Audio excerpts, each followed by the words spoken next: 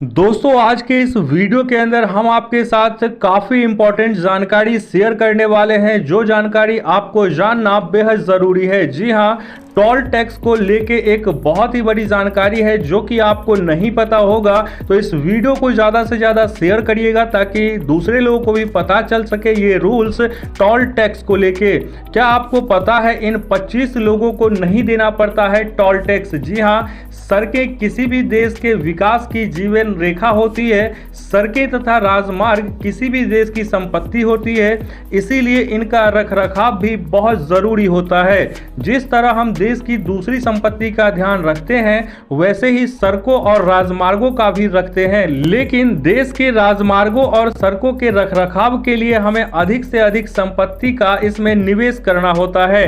सड़कें इसलिए भी महत्वपूर्ण हो जाती है क्योंकि इन्हीं सड़कों के माध्यम से लोग एक शहर से दूसरे शहर या एक नगर से दूसरे नगर आसानी से जा सकते हैं।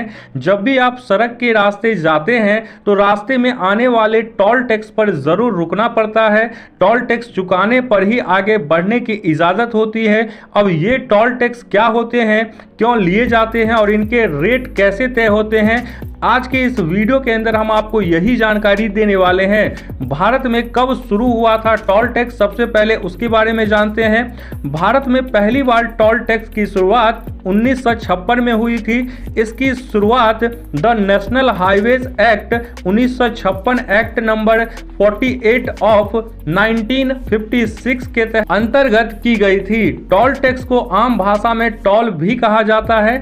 यह एक प्रकार का शुल्क होता है जो किसी भी वाहन चालक को इंटरेस्ट एक्सप्रेसवे, नेशनल या स्टेट हाईवे पार करते हुए देना होता है। ये हाईवे टोल रोड भी कहे जाते हैं और इनका पूरा प्रबंध national highway authority of India यानी NHAI करता है। दो टोल बूथ के बीच की दूरी आमतौर पर 60 किलोमीटर होती है।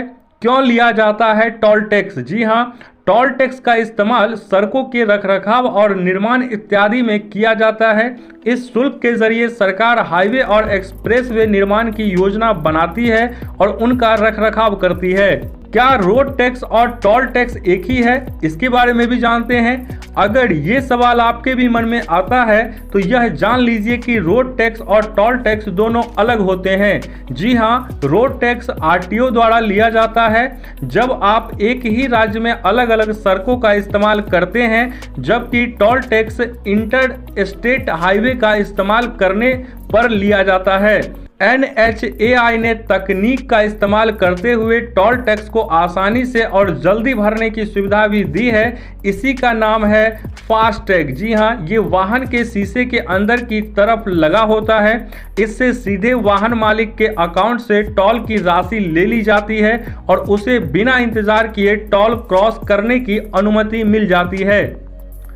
कैसे तय होता है टोल टैक्स का रेट? जी हाँ, टोल टैक्स का रेट कई बातों पर निर्भर करता है। इसमें वाहन की खरीद कीमत, इंजन की क्षमता, लोगों के बैठने की क्षमता इत्यादि शामिल है। इसके अलावा हाईवे की जो दूरी लगभग 60 किलोमीटर होती है उसके कम या ज़्यादा होने पर भी वसूले जाने वाले टोल टैक्स के रेट में बदलाव हो जाता है। इस साल अप्रैल महीने में सरकार ने टोल टैक्स के दामों में इजाफा किया था। इसके अनुसार हल्के वाहनों के टोल टैक्स में 10 रुपये और भारी वाहनों के टोल टैक्स में 65 रुपये यानी 65 रुपये बढ़ाए गए थे।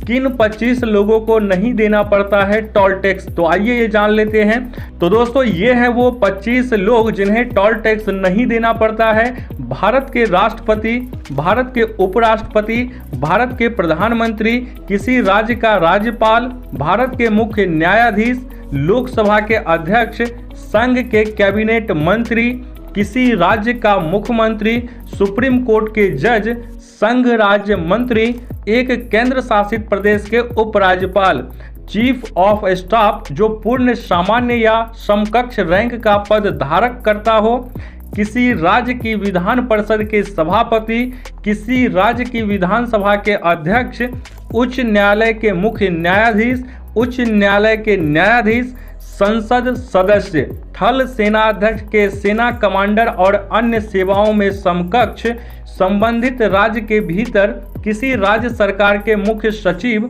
सचिव और भारत सरकार। तो दोस्तों यहाँ पर राज्यों के परिषद सचिव को भी नहीं देना पड़ता है, सचिव लोकसभा को भी नहीं देना पड़ता है। राजकीय यात्रा पर विदेशी गणमान्य व्यक्ति, किसी राज्य की विधानसभा के सदस्य और अपने अपने राज्य के भीतर किसी राज्य के विधान परिषद के सदस्य, यदि वह राज्य के संबंधित विधानमंडल द्वारा जारी अपना पहचान पत्र प्रस्तुत करता है या नहीं। परमवीर चक्र, अशोक चक्र, महावीर चक्र, कीर्ति चक्र, वीर चक्र और शौर्य चक्र से सम्मानित व्यक्ति यदि ऐसा पुरस्कार प्राप्त करता है, ऐसे पुरस्कार के लिए उपयुक्त या समकक्ष प्राधिकारी द्वारा विधिवत प्रमाणित अपना फोटो पहचान पत्र प्रस्तुत करता है। हालांकि अन्य श्रेणी भी है जिन्हें टोल टैक्स से छूट दी गई है, जिसमें केंद्र और राज्य के सशस्त्र बल वर्दी में इसमें अर्धसैनिक बल और पुलिस, एक कार्यकारी मजिस्ट्रेट, अग्निशमक विभाग या संगठन, एम्बुलेंस के रूप में उपयोग, अंतिम संस्कार वैन के रूप में उपयोग, यांत्रिक वाहन जो विशेष रूप से शारीरिक अक्षमता से पीड़ित व्यक्ति के उपयोग के लिए डिजाइन और निर्मित किए जाते हैं। तो इन सभी लोगों को टोल टैक्स नहीं देना पड़ता है। तो